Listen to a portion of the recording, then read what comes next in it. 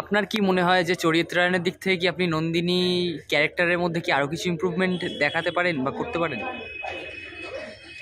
অবশ্যই এটা তো করা উচিত। বিং এন অ্যাক্টর, এই এই বাবা ও এটা ঢোকাচ্ছে, তারপর সব তো সে ঢুকিয়ে দে না বাবা।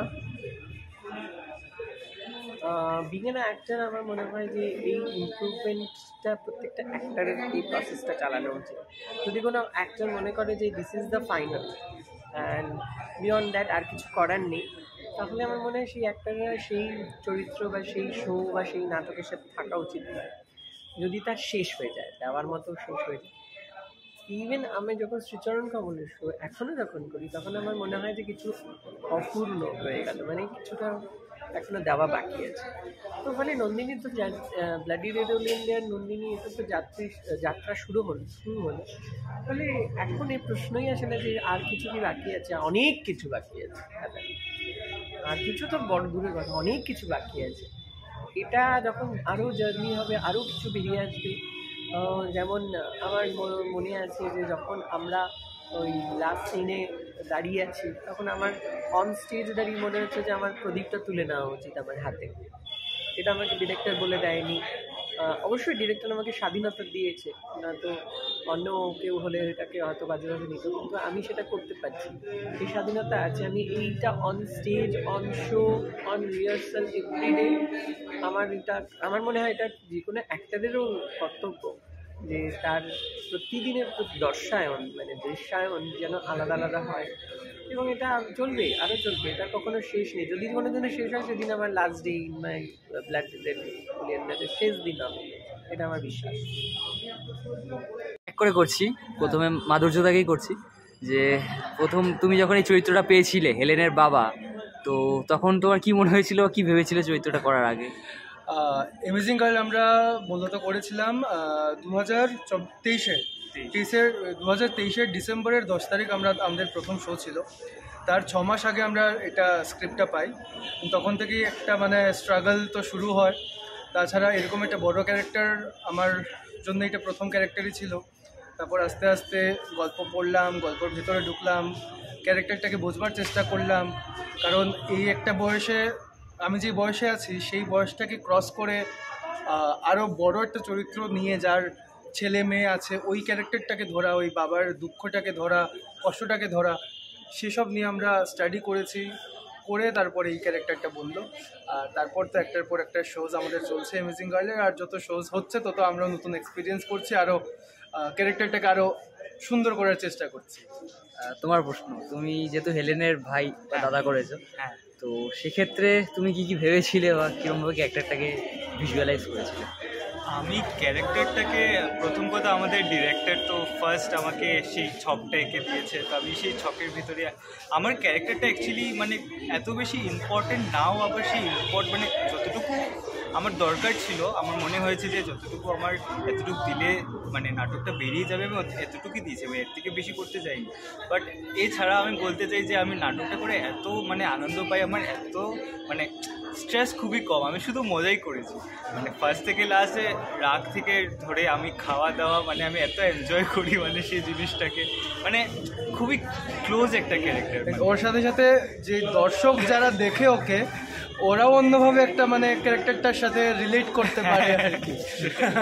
আমার একটা শেষ প্রশ্ন, হয়তো হাস্যকর হতে পারে, এই মেকআপ যেটা থাকে সেটা উঠতে কতদিন লাগে, কি করে দিন বলবো না, বাট ঘন্টাখানেক লাগবে। একটা নারিকেল তেলের বোতল কিনবো আমরা, নারিকেল তেলটা দিয়ে আমরা একটু একটু এরকম করে করে করে করে করে করে পুরো এটা 2-2.5 থেকে 3 ঘন্টার প্রসেস, একটা একটা করে ছোটানো হবে। তারপর গিয়ে আমরা শ্যাম্পু করে 2-3টা রাউন্ড করে দেন আমরা এই চুল আর এটার মেকআপ, এটা মূলত ফেব্রিক দিয়ে ডাবল লেয়ার করা, তো একটু কষ্ট তো হবেই। বাট প্রোডাকশন ভালো হবার পর এই কষ্ট তো অবভিয়াসলি ভালোই লাগে করতে। আর নৈহাটি রঙ্গসেনায় এসে, নৈহাটি রঙ্গসেনা আমন্ত্রণ এখানে নাটক করতে এসে কি মনে হলো তোমার? কেমন দর্শক? আমাদের দল আগেও এসে একটা আমাদের বিখ্যাত প্রোডাকশন নৈহাটিতে করে গেছে, অধরা মাধুরী। আর তারপর আমরা এলাম অ্যামেজিং গার্ল নিয়ে। সত্যি বলছি খুব ভালো লেগেছে, আপনাদের সকলের সাথে পরিচয় হলো, অনেকজন তো নৈহাটি রঙ্গসেনার মানে অনেকজনই শিলচর গিয়েও পারফর্ম করে থাকেন, প্রত্যেক বছরই যান আমাদের ওখানে, তাই আমাদের একটা মানে পরিবার হয়ে গেছি বলতে পারেন আর কি। তারপর আমরা এবার এখানে আসতে পারলাম, সবার সাথে মিলতে পারলাম, সত্যি দারুণ দারুণ এক্সপিরিয়েন্স। Thank you. বলো যে তোমরা এই নাটকটা কি ভেবে বানিয়েছিলে সেই বিষয়ে একটু বলো আগে। নাটকটা যখন আমার হাতে এসেছিল, স্ক্রিপ্টটা প্রথম যখন পাই, তখনই আমার কাছে খুব প্রাসঙ্গিক মনে হয়েছে। বর্তমানকালে যে একটা প্রচলন শুরু হয়েছে না, বাবা মাকে সঙ্গে সঙ্গে যেমন করেই হোক, যেমনভাবেই হোক, তার বৃদ্ধাশ্রমে তাকে পাঠিয়ে দিতে হবে। এইটা এগেনস্টেই নাটকটা বলা আছে। তার তাড়নাতেই আমি এই নাটকটাকে বেছেছিলাম করার জন্য, এবং আমার সঙ্গে যুক্ত আছে বাকিটা সব। বিষয়টা হচ্ছে, আমি এই নাটকটার সাথে পরে যুক্ত হই। প্রথমে তাপসদাই নির্দেশনা দিচ্ছিলেন, পরে যুক্ত হওয়ার পরে আমার ভীষণ ভালো লেগেছে ওই জায়গাটা শুনে যে এটা ভীষণ সত্যি কথা। আজকে পরিবারগুলো ভেঙে যাচ্ছে, তার একটা অন্যতম কারণ হচ্ছে আমাদের অর্থনৈতিক ব্যবস্থা। তো ওই নাটকটার মধ্যে ওই সংলাপটা আমাকে ভীষণ ছোঁয় যে যদি তুমি বেশি খরচা করো, হিসাব করে না খরচা করো, তাহলে অর্থই অনর্থ, আর যদি হিসাব করে খরচা করো তাহলে দেখবে জীবনে অর্থই অর্থ। তো এই জায়গাটা আমার ভীষণভাবে টাচ করেছিল যে এটা তো ভীষণ সত্য কথা যে অর্থনীতি যদি ঠিক না থাকে তাহলে পরিবারগুলো ভাঙবে, সমাজগুলো ভাঙবেই, এবং তার ফলশ্রুতি হচ্ছে এই বৃদ্ধাশ্রমে পাঠানো। তো আমার ওই জায়গাটার থেকেই এটা বলার প্রয়োজন আমি বোধ করেছিলাম যে নিজের অর্থনীতিটাকে ঠিক করতে হবে। বিশ্বের মানে বিশ্বজনীন অর্থনীতি করতে গিয়ে, মুক্ত অর্থনীতি করতে গিয়ে, আমরা বিদেশি কালচারকে অ্যাডাপ্ট করতে গিয়ে প্রতিনিয়ত আমরা বিদেশমুখী হয়ে যাচ্ছি। তার ফলে আমাদের যে সংস্কৃতি, আমাদের যে সমাজ ব্যবস্থা, সেই ব্যবস্থা থেকে আমরা ক্রমশ বিচ্যুত হয়ে পড়ছি। সেই জায়গাটাকে ধরে রাখার জন্য আমি এই প্রযোজনাটার কাজে হাত দিয়েছিলাম। আর বলো যে মানে নাটকের প্রস্তুতি পর্ব চলাকালীন যে যদি কোনো মানে কীরকম কী সব তোমরা সম্মুখ হয়েছো বা কিছু? প্রস্তুতি পর্ব চলাকালীন মানে আমি এই নাটকটায় জুড়েছিলাম শো হবার 5 দিন মতো আগে। এবার তখন আমার মাথায় প্রায় আকাশ ভেঙে পড়েছিল যে কিভাবে এই নাটকটাকে তৈরি করব। মানে তখনও শুধু মুখস্থটা হয়েছে, প্রায় কিছুই তৈরি হয়ে ওঠেনি। ফলে আমি ভীষণভাবে টেনশনে পড়ে গেছিলাম, এবং সেই সময় আমরা প্রত্যেকেই প্রায় প্রত্যেক দিন রিহার্সাল করে করে এই জায়গাটা করেছিলাম, এবং তারপরে শেষে দর্শক প্রশংসাই করেছিল, সেইটা আমাদের পাওয়া। এবং তারপরে আমরা এটা নিয়ে এগোচ্ছি, যেহেতু দর্শকের প্রশংসা পেয়েছি এবং আমাদেরও একটা ভালো লাগার নাটক, এটা নিয়ে এগোচ্ছি। ঠিক আছে।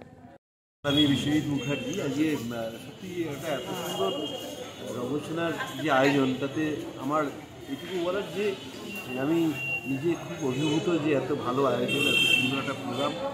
আমি নিজে যতটুকু পেরেছি পারফর্ম করেছি সে তার নিয়ে, কিন্তু আমি একটু ভেতরে গিয়ে যে নাটকটা দেখলাম, এত ভালো অভিনয়, এত সুন্দর অভিনয়, আমি সত্যি কিছুক্ষণ বসে দেখে উঠে আসতে পারছিলাম না। এই জন্য আবার আপনাদের সকলকে আমার বলার যে আপনারা আসুন, এসে আরও কদিন যে ভালো ভালো নাটকগুলো আছে দেখার জন্য আমার তরফ থেকে আমার অনুরোধ রইল। একটা নাট্য করবে, এবং আজকে আমরা রং সংস্কার থিয়েটার গ্রুপ আলওয়ার রাজস্থান এসেছি নৈহাটি রঙ্গসেনার আমন্ত্রণে ঐকতান মঞ্চে থার্ড ন্যাশনাল থিয়েটার ফেস্টিভ্যালের দ্বিতীয় দিন। আজ আমাদের নিবেদন ছিল রিশতো কি বাবার মে, এই নাটকটি লেখা প্রিয়ম জানিজি এবং নির্দেশনা ডক্টর দেশরাজ মিনা। আজ এখানে নৈহাটি রঙ্গসেনার আমন্ত্রণে আসতে পেরে আমি ভীষণ খুশি, আমরা সবাই ভীষণ খুশি, কারণ আজকে ছিল একটি বিশেষ দিন। আজ বসন্ত পঞ্চমী এবং বাগদেবীর আরাধনা, এবং যেভাবে তারা আজকে এত সুন্দর পরিবেশ তৈরি হয়েছে এখানে, অসম্ভব সুন্দর মনে হচ্ছে। সত্যি আজকের দিনটি সার্থক হলো, যেভাবে আমরা দর্শকদের সহযোগিতা পেয়েছি এবং যেভাবে আমাদের দল সাহায্য করেছে, রঙ্গসেনা যেভাবে আন্তরিকভাবে আমাদেরকে মানে আমন্ত্রণ জানিয়েছেন এবং যেভাবে আমাদের আতিথেয়তা করেছেন, কি বলবো, মানে আজকের দিন সত্যি ভীষণ ভীষণ সার্থক। আরো অনেকগুলো দিন রয়েছে। আমি আহ্বান করব যারা নৈহাটির কাছাকাছি যারা বন্ধু বান্ধবরা যারা আছেন, থিয়েটারের মানুষ যারা আছেন তারা তো বটেই, তারা কিন্তু অবশ্যই তাদের নিকটজনকে নিয়ে এই উৎসবে অতি অবশ্যই আসবেন। কারণ এখানে এলে তাদের এতটাই ভালো লাগবে যে আমাদের যে চারপাশে যে জিনিসগুলো ঘটে চলেছে সেইটার সঙ্গে তারা একাত্ম তো হতে পারবেনই, তার সঙ্গে তারা একটা নতুন দিক এখানে এলে পাবেন আমি বলছি। কারণ এখানে যে ধরনের নাটকগুলি নির্বাচন করা হয়েছে, যে ধরনের একটি পরিবেশ সাংস্কৃতিক পরিমণ্ডল ওনারা প্রতিদিন, মানে সেমিনার রয়েছে, তারপর আপনার মুক্ত মঞ্চে অনুষ্ঠান হচ্ছে এবং ভেতরে অনুষ্ঠান হচ্ছে, অডিটোরিয়ামের ভেতরে সব মিলিয়ে মানে এমন একটা সুন্দর পরিবেশ ওনারা তৈরি করেছেন। এটা আমি সত্যি এই রঙ্গসেনার এই উৎসবে না আসলে আমরা সবাই মিলে অনুভব করতে পারতাম না। এবং বিশেষ করে আমার নাটকটি ছিল হিন্দি নাটক, তো সে কারণে এখানকার দর্শকরা ভীষণ সহযোগিতা করেছেন। আমি অত্যন্ত খুশি, আমরা সকলে খুশি। আবারও সকলকে বলবো এই উৎসবে আসুন। আন্তরিক ধন্যবাদ রঙ্গসেনাকে। নমস্কার। এই নাটকটি বানানোর পেছনে এবং এর ভাবনা যখন স্ক্রিপ্টটা হাতে পান তখন কীভাবে এই নাটকটি বানিয়েছিলেন? আমাদের অনেক দিন ধরেই ইচ্ছে ছিল ত্রিপুরার একজন নাট্যকার শুভব্রত চক্রবর্তী তার স্ক্রিপ্টের উপর কোনো কাজ করার। তো যখন সেই আবেদন নিয়ে তার কাছে যাই তখন সে আমাদেরকে মেঘমালা নাটকের স্ক্রিপ্ট দেয় এবং স্ক্রিপ্টটি পাওয়ার পরেই কোনো কিছু না ভেবেই আমরা মেঘমালা নিয়ে কাজ শুরু করে দিই এবং কাজটা করতে করতে অনেক কিছু আমরা দল থেকে শিখি, যেমন হচ্ছে কি কীভাবে এত বড় একটা দলকে সামলানো যায়, তাছাড়াও কিভাবে একটি লাইভ মিউজিক কন্ডাক্ট করা যায়। যদিও সকলে এই নাটকে সহযোগিতা করেছে, আমাদের মৃত্তিকা মালাকার এই নাটকে আবহ বিন্যাস করেছে, তাছাড়াও মানস ভট্টাচার্য আলোক বিন্যাস করেছে, এছাড়াও ধ্রুপদ ঘোষ আর আমার যৌথ নির্দেশনায় নাটকের নির্মাণ হয়েছে। কিন্তু রঙ্গসেনার সকল যে সদস্যরা সকল শুভাকাঙ্ক্ষীরা পাশে না থাকলে এই নাটকটা নির্মাণ করা সম্ভব হতো না। তো আমরা রঙ্গসেনার সকলের কাছে কৃতজ্ঞ। তারা তাদের বিভিন্ন রকমের কাজ, যেটা সাধারণত এই নাটকে বেশিরভাগ নন থিয়েট্রিক লোক যারা থিয়েটার করে না, তাদেরকে নিয়ে আমরা এই কাজটি করেছি, যেটা আমাদের কাছে একটা বড় পাওয়া যে তাদেরকে নিয়ে কীভাবে কাজ করলাম, সেই এক্সপিরিয়েন্সটা আমাদের কাছে খুব বড় মেঘমালা নিয়ে। কী কী চ্যালেঞ্জেস ফেস করছেন এই নাটকটা করার? চ্যালেঞ্জেস একটা বড় টিমকে সামলানোর চ্যালেঞ্জেস, আমাদের সবথেকে ছোট সদস্যা প্রাপ্তিকে দিয়ে একটি মুখ্য চরিত্র করান, যদিও অসাধারণ সেই চরিত্র অভিনয় করে। এছাড়াও মানে তাকে পুরোটা শেখানো, সেটাই সব লাইট কাটছে আমার প্রথম থেকে চ্যালেঞ্জ। হ্যাঁ, প্রাপ্তিকে দিয়ে সমস্ত কিছু শেখানো, সেটা প্রাপ্তির নিজস্ব গুণ আছে তাই হয়তো সম্ভব হয়েছে। তো সেই সমস্ত কিছু মিলিয়ে সকলকে নিয়ে চলাটাই ছিল চ্যালেঞ্জ এবং সেই চ্যালেঞ্জটা আমরা উঠে গেছি এবং সেটার জন্য সকলের কাছেই আমরা কৃতজ্ঞ। অদূর ভবিষ্যতে মেঘমালা নিয়ে কী কী ভাবনা চিন্তা আছে? ভবিষ্যতে মেঘমালা নিয়ে আরও অনেক শো করার ইচ্ছে রয়েছে, জানি না কতদূর সেটা সম্ভব। যতটা সম্ভব আমরা মেঘমালাকে নিয়ে এগিয়ে যাব, যত জায়গায় যত মানুষের কাছে পৌঁছাতে পারবো ততই আমাদের এই নাটকের সফলতা বাড়বে, এটাই বলা। ধন্যবাদ। আমরা এই নাটকটি প্রথমে মঞ্চায়ন করি 2000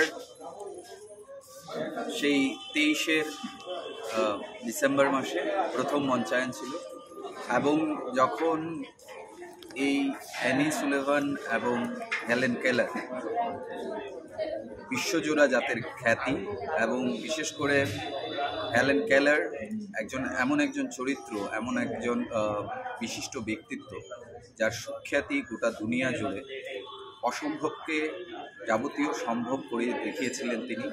বিশেষ করে যারা দিব্যাঙ্গ শিশু আছে তাদের একজন আইকন হয়ে উঠতে পেরেছেন গোটা বিশ্ব জুড়ে। এবং তার যিনি টিচার অ্যানি সুলেভান, সেটিও আরেকটি প্রেরণাদায়ক চরিত্র। মূলত এই দুই চরিত্রকে নিয়ে উইলিয়াম গিবসন মিরাকল ওয়ার্কার বলে একটি নাটক লিখেছিলেন এবং এছাড়াও আত্মজীবনী রয়েছে হেলেন কেলারের, যে আত্মজীবনীর নাম the story of my life. মূলত এই দুটোকে অবলম্বন করে আমরা নাটকটি পরিকল্পনা করি, যে নাটকটি সাজাতে চেষ্টা করি। এবং আমাদের সামনে বেশ কিছু চ্যালেঞ্জ ছিল। চ্যালেঞ্জ এই কারণে, কারণ একটা সময়কে, সেই 1893-94 ওই সময়টাকে আমাদের ধরতে হয়েছে। ওই সময়ের পোশাক, ওই সময়ের সাজসজ্জা, তারপর আপনারা যদি যারা নাটকটা দেখেছেন, এই নাটকের আদব কায়দা চলাফেরার মধ্যে যে একটা রয়্যালনেস রয়েছে, এই রয়্যাল ব্যাপারটাকে আমরা ইনট্যাক্ট রেখে নাটকটি প্রেজেন্টেশনের চেষ্টা করেছি। এবং প্রচুর দৃশ্যান্তর রয়েছে। এই দৃশ্যান্তরকে এক সুতোয় গাঁথতে গিয়ে আমাদের কষ্ট হয়েছে। কিভাবে অ্যানি সুলেভান আস্তে আস্তে হেলেন কেলারকে তার প্রকৃতির সঙ্গে পরিচয় করিয়ে দিলেন, তাকে শিক্ষা দিলেন, এবং সেই শিক্ষা কিভাবে গ্রহণ করলো হেলেন কেলার। মোটামুটি এই পরিকল্পনাগুলো বাস্তবে রূপায়ণ করতে এবং দৃশ্যায়ন করতে আমাদের প্রায় 1.5-2 মাস সময় লেগেছে। আমরা বহুদিন এটার সাইন ল্যাঙ্গুয়েজগুলো আপনারা দেখেছেন হয়তো, সাইন ল্যাঙ্গুয়েজ ব্যবহার করে সাইন ল্যাঙ্গুয়েজগুলো শিখতে হয়েছে, আলাদা করে পড়াশোনা করতে হয়েছে, এবং নির্মাণে আমরা যথেষ্ট মনোযোগ দিয়েছিলাম। এই নাটকটির নাট্যায়ন যিনি বা নাট্যরূপ যিনি দিয়েছেন, তিনি আমাদের দলেরই সদস্য বিপ্লব দাস, এবং নির্দেশনায় ছিলাম আমি। এবং সব মিলিয়ে প্রথম দিন থেকেই এই প্রযোজনাটি মানুষের মনে দাগ কাটতে সক্ষম হয়। ফলে এবার নৈহাটি করলাম, সেখানেও দর্শকরা সমাদর জানালেন আমাদের এই প্রযোজনাকে। আমরা চেষ্টা করব এই দুটো চরিত্রকে আরও জীবন্তভাবে, থিয়েটার তো জীবনের কথা বলে, বাস্তবের কথা বলে, আরও জীবন্ত করে তোলা যায় কিনা, যদি সুযোগ পাই বিভিন্ন মঞ্চে সেই নাটকটি। এই ক্যারেক্টারটি যখন পেয়েছিলে বা তোমাকে যখন কাস্ট করা হয়েছিল, তখন তোমার কি মনে হয়েছিল বা কি ভেবেছিলে তখন? প্রথম পাওয়ার পর তো মানে 1-2 মাস এটা নিয়ে খুব স্টাডি করতে হয়েছে, সাইন ল্যাঙ্গুয়েজ প্লাস অনেক কিছু। ওরা তো ওখানে কীরকম পোশাক পরতো, খাওয়া দাওয়া সব কিছু নিয়ে মানে অনেক স্টাডি করতে হয়েছে। আর সবাই হেল্প করেছে, মানে এটা না যে মানে কি বলবো, মানে এখানে প্রত্যেকটা মানুষ ইম্পর্টেন্ট, মানে প্রত্যেকটা মেম্বার ইম্পর্টেন্ট, লাইট থেকে ধরে সেট, মিউজিক, প্রত্যেকটা ক্যারেক্টার, মানে সবাই মিলে অ্যামেজিং গার্ল হয়েছে। আর নৈহাটিতে এসে এত ভালো লাগছে, কি বলবো, মানে দর্শকদের থেকে মানে এত অ্যাপ্রিসিয়েশন পেয়ে সত্যি খুব ভালো লাগছে। আর প্লাস আমাদের প্রপ সেট নিয়ে সবাই এত হেল্প করেছে, বলার মতন। আর তুমি যেহেতু মানে শরীরের 3টি বিশেষ অঙ্গ, চোখ, কান আর মুখ, যেটা আওয়াজ, যেটা সেই 3টে মানে ভিজুয়াল এবেলড না, তো ওই পার্সনটাকে প্লে করতে তোমার কি কি চ্যালেঞ্জেস ফেস করতে হয়েছিল? চ্যালেঞ্জেস ফেস করতে হয়েছে, মানে যেহেতু আমি দেখতে পাচ্ছি, কিন্তু স্টেজে দৃশ্যটা একদিকে রাখতে মানে কনস্ট্যান্ট রাখতে হচ্ছে, তো নিচে কিছু থাকলে অনেক রিহার্সালে অনেক সময় হয়েছে স্টুল পড়ে যেত, চেয়ার পড়ে যেত, তো ওইসব মানে সব প্র্যাকটিস করতে করতে মানে প্রচুর রিহার্সাল দিতে হয়েছে সবার।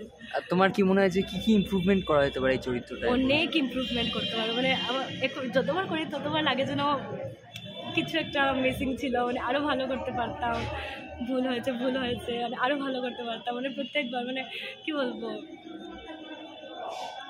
ঠিক আছে। রক্তকরবীর একটি চরিত্র নন্দিনী, তো এই চরিত্রটি করা তো খুব সহজ নয়, তো এই চরিত্রটি কিভাবে আপনি নিজের মধ্যে আত্মস্থ করলেন এবং কিভাবে এটাকে ফুটিয়ে তুললেন? Nice question.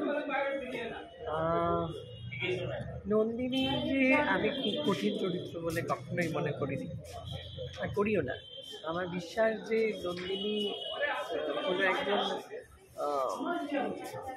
সুপার উমেন নন, নন্দিনী কোনো ফ্যান্টাসাইজড মুভমেন্ট নয় রবীন্দ্রনাথ ঠাকুরের সৃষ্টির মধ্যে। আমার মনে হয় যে রবীন্দ্রনাথও যদি কখনো নন্দিনীকে দেখে থাকেন, খুব সেই মাঠে ধান ক্ষেত থেকে ফসল কাটছেন যিনি, সেই রকম একজন সাধারণা যার মধ্যে অদম্য শক্তি আছে। আমি যখন নন্দিনীকে আমার চরিত্রায়নের ক্ষেত্রে ভাবি বা কল্পনা করি, তখন আমার মনে হয় যে সেই ছাগল চড়াতে যাওয়া সেই আদিবাসী যে মহিলাটি, যিনি মাথায় পলাশ ফুল গুঁজেছেন, তার ব্রেস্ট ক্লোথস নেই, তার রূপোর গয়না হয়তো হাতে পায়ে পরা, এরকম ধরনের একজন, যে প্রয়োজনে কাঠারিও ধরতে পারেন, এরকম একজন সাহসী মহিলা।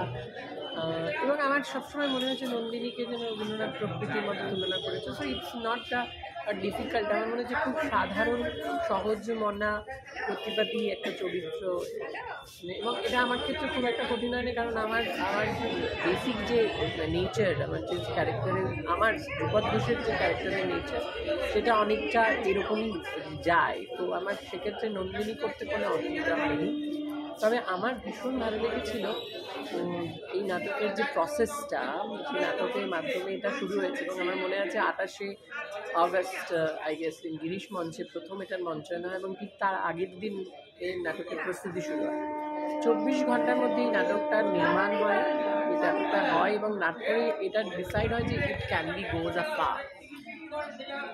এই যে একটা ইতিহাস রঙ্গসেনা, এই যে একটা গল্প, যেটা আমরা উত্তরসূরিদের হয়তো শোনাতে পারবো, একটা দৃষ্টান্ত তৈরি হলো, এবং তারপর থেকে যে ভাঙা গড়া থেকে একটা বিনির্মাণ তৈরি হলো, এবং লাস্ট যে শোটা আমরা করেছি, সেখানে আমার কো অ্যাক্টাররা, আমার ডিরেক্টররা যেভাবে পারফর্ম করেছে, যে কিশোর করেছে শুভদীপ, তারপরে নন্দিন করেছে প্রীতম, নন্দা করেছে দেববেন্দু, রাজা করেছে তীর্থ, এবং আমাদের ডিরেক্টর দীপভূমি, এই তিনটার যে একটা প্রসেস, এই যে যখন আমাদের স্টেজটা পাওয়া গেল, এবং স্টেজটা পাওয়ার পর যে একটা প্রসেস সকলের মধ্যে চলছিল, এই যে পজিটিভিটিটা, এবং তার ফলে যখন আমাদের first bell, second bell, third বেলের পর আমাদের পারফরমেন্সটা শুরু হলো, সেই যে ভাইব্রেশনটা, এটা আমার মনে হয় খুব স্মরণীয় হয়ে থাকে আমার কাছে, এবং এটা আমার একটা জীবনের রসদ, যে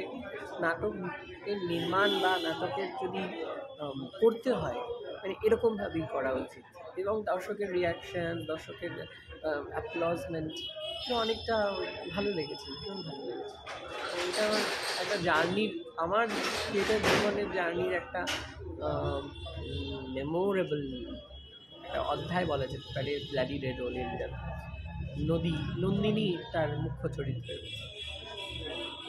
আপনি নাটকটি বানানোর সময় মানে কি, যখন স্ক্রিপ্টটি হাতে পান বা নাটকটা বানানোর ভাবনা চিন্তা করছিলেন, তখন কি ভেবেছিলেন বা আর কী ভেবে নাটকটি বানিয়েছিলেন? না, স্ক্রিপ্টটা তো হাতে পাইনি, স্ক্রিপ্টটা আমারই করা, 1 নম্বর কথা। আর নাটকটা হাতে পাইনি, আগে আমার মাথায় ভাবনা চিন্তা এসছে যে এটা করা যায় কি না, মঞ্চে করা যায় কি না, এটা নিয়ে অবশ্যই দ্বিধা ছিল। বাংলাতে হয়েছে 2-1টি, তো এই মুহূর্তে জানি না, ভেবেছিলাম যে নাটকটা মঞ্চে কীভাবে দাঁড় করাবো, সেই অনুযায়ী স্ক্রিপ্ট করতে শুরু করি, তারপরে আস্তে আস্তে এটাকে মঞ্চে তুলি। আজকে এটা 3য় অভিনয় হলো। আচ্ছা, এই নাটকটি যখন প্রস্তুতি পর্ব চলছিল, তখন কি কি চ্যালেঞ্জেসের ফেস করেছিলেন? প্রস্তুতি পর্ব যখন চলছিল, সমস্ত সময় নিজের সঙ্গে নিজের যুদ্ধ চলছিল, যে এবং অ্যাক্টর অ্যাক্ট্রেসদের তাদেরকে কিভাবে তৈরি করব। আর সমস্যা তো আছেই, আমাদের মফস্বলের থিয়েটারে ইনফ্রাস্ট্রাকচার অনেকটাই, হল পেলে অনেক বেশি রিহার্সেল করা যায়, ইচ্ছা থাকলেও হল পাই না। তো সেই জন্য, কারণ টেকনিক্যাল রিহার্সেলটা হল ছাড়া অসম্ভব। তো সম্মুখীন যেগুলো হয়েছে সেগুলো তো কাটিয়ে উঠতেই হবে, কারণ থিয়েটারের দর্শক তো সেই কথাগুলো কী সমস্যা আমাকে সমাধান করতেই হবে। মঞ্চে যখন মঞ্চস্থ হবে নাটক, তখন তো কেউ কোনো কথা শুনবে না। আর অদূর ভবিষ্যতে এই নাটকটিকে আপনি কোথায় দেখতে চান? অদূর ভবিষ্যতে নাটকটি আপনি কোথায় দেখতে চান বা কীরকম? অদূর ভবিষ্যতে আমার ধারণা যে দর্শকদের যে ইনভলভমেন্ট পাচ্ছি বা দর্শকদের যে রিভিউ পাচ্ছি, তাতে করে মনে হচ্ছে যে 70 সালকে নাড়া দিচ্ছে, এবং 70 সালের যে মহাশ্বেতা দেবীর তারপরে যে ঘটনা নিয়ে, মানে সত্য ঘটনা নিয়ে যে উপন্যাসটা, সেটা মানুষকে অবশ্যই নাড়া দিচ্ছে। আগামী দিনে প্রযোজনা আমাদের চলবে। আপনি মেঘমালায় পুরোহিতের চরিত্রটার জন্য অনেক নাম পেয়েছেন, খ্যাতি পেয়েছেন, এবং খুব ভালো হয়েছে চরিত্রটা। তো চরিত্রটা করার স্বপ্নে কী ভেবেছিলেন বা কী ভেবে চরিত্রটাকে আপনি নিজের মধ্যে আনতে পেরেছেন? সেভাবে তো ওইভাবে তো বলা যায় না। যখন এই নাটকটি প্রথম শুরু হয়, আমরা 2023-এ প্রথম করি অক্টোবরে, তো তখন থেকেই একটা পছন্দের একটা নাটক যখন পাঠ হয়, তখন থেকেই কিছু কিছু মানে আমরা যখন পাঠ শুনি, তখনই আমরা ভেবে নিই যে এই চরিত্রটা আমার খুব ভালো লাগে, এই চরিত্রটা আমার খুব ভালো লাগে। তো মেঘমালা নাটকের পণ্ডিত চরিত্রটা আমার প্রথম থেকেই খুব পছন্দের একটা চরিত্র ছিল, যার জন্য কি বলবো, অনেক কিছু ভাবনা বলতে আমি বিভিন্ন সিনেমা দেখেছি, বিভিন্ন সেই সময় যে 1800 শতাব্দীর বিভিন্ন বই বা বিভিন্ন কাজকর্ম, অনেকের অনেক লেখা পড়ে এই পণ্ডিত চরিত্রটা করার চেষ্টা করেছি। সেভাবে তো খুব ভালো হয়েছে বা খুব খ্যাতি অর্জন করেছে, যেটা তুমি বলে সেরকম তো কিছু নয়, করার চেষ্টা করেছি শুধুমাত্র। এই চরিত্রটা করার সময় কি কি চ্যালেঞ্জেসে ফেস করেছিল? চ্যালেঞ্জেস বলতে সেরকম কোনো চ্যালেঞ্জেস আমাকে ফেস করতে হয়নি। আমার চরিত্রায়নটা একটু খুব ভালো করে করতে হয়েছে, খুব ভাবতে হয়েছে অনেক। মানে এই চরিত্রটা প্রথমে যখন আমি প্রথম করি, তখন আমার মনে আছে যখন আমি প্রথম দিন এই চরিত্রটা করি, তখন আমাকে একটুখানি সমস্যা হয়েছিল, অনেক সমস্যা হয়েছিল। তো আস্তে আস্তে সেগুলো ওভারকাম করে আমি এই নাটকটা এতদূর পর্যন্ত পৌঁছেছে। এছাড়া বেশি তেমন কোনো চ্যালেঞ্জেস নয় যে খুব কিছু করতে হয়েছে, খুব কিছু নয়। এই চরিত্রটার মধ্যে কি মনে হয় যে তো আরও কিছু ইমপ্রুভমেন্ট দরকার কি? অবশ্যই অনেক কিছু ইমপ্রুভমেন্ট দরকার। কোনো চরিত্র তো এরকম নয় যে এখানেই শেষ, এরপরে আরও অনেক থাকে। তো এই চরিত্রটার অনেক ইমপ্রুভমেন্ট দরকার, অবশ্যই দরকার। এই চরিত্রটা যখন তুমি প্রথম পেয়েছিলে তখন কি মনে হয়েছিল তোমার? প্রথম কথা, নিজে একজন টিচার হয়ে যখন আমাকে আমার ডিরেক্টর বললেন যে এডি সুলেমানের চরিত্রটা আমাকে করতে হবে, খানিকটা খুশিও হয়েছিলাম এবং তার সাথে অনেকটা ভয়ও ছিল যে নিজের লাইফে টিচার হলেও এই টিচারের রোলটা একটা স্বাভাবিক টিচারের রোলের মতো না, অনেকটাই একটা বড় ব্যাপার, যেটা সবাই অনেকে বুঝতে পারে না, কমিউনিকেট করতে পারে না। সেই জায়গায় এরকম একটা চরিত্র নেভানো, বুঝে সব কিছু ওইরকমভাবে, সেটা অনেকটাই টাফ ছিল। কিন্তু আমি মনে করি আই এম ব্লেসড দ্যাট আমি এই ক্যারেক্টারটা পেয়েছি, এই সাইডটা আমি এক্সপ্লোর করতে পেরেছি। এরকম অটিস্টিক যারা বাচ্চারা রয়েছে তাদেরকে, বা এরকম ডেফ অ্যান্ড ডাম যারা বাচ্চারা যারা রয়েছে, ব্লাইন্ড রয়েছে, ওদের লাইফটা কীভাবে হতে পারে, ওদের টিচাররা কীভাবে পরিশ্রম করে বা ওরা কীভাবে বুঝতে পারে, ওই চান্সটা পেয়েছে জানার, ওইটার জন্য I feel I am blessed. এই চরিত্রটা করার সময় তুমি কী চ্যালেঞ্জেস ফেস করেছিলে? সব থেকে ফার্স্ট চ্যালেঞ্জ এই চরিত্রটা করার সময় হচ্ছিল গিয়ে তো পুরো A to Z সাইন ল্যাঙ্গুয়েজেসগুলো অ্যাকোয়ার করা। মানে প্রথম অভ্যাস নেই, কখনো কারোর সাথে ওরকমভাবে কমিউনিকেট করা হয়নি, ভুলে যেতাম বারবার রোজ ওই A to Z গুলাকে, ওয়ার্ডসগুলো তো অনেক পরের কথা, A to Z পুরো জিনিসটাকে ভালোভাবে অ্যাকোয়ার করতেই আমাদের অনেকটা টাইম চলে গেছে। আচ্ছা, এই চরিত্রটা কি মনে হয় যে আরও ইমপ্রুভমেন্ট কি আনতে পারবে বা কি করা যেতে পারে? ডেফিনেটলি ইমপ্রুভমেন্টের তো শেষ নেই, তার জন্য we are always up for reviews after our show. সবসময় যে ভালোটাই আমরা দেবো তা নয়, সবসময় ভালোটা নেওয়ার আগে আমি মনে করি খারাপটা নেওয়ার জন্য সবসময় আমি আগে 1 নম্বর থাকি। বিকজ খারাপটা না নিলে যদি ফ্লসগুলো আমরা না অ্যাকসেপ্ট করি, না পাই, তাহলে হয়তো ইমপ্রুভমেন্টের জায়গা থাকবে না। Always up for improvement, always ready to accept all the critics.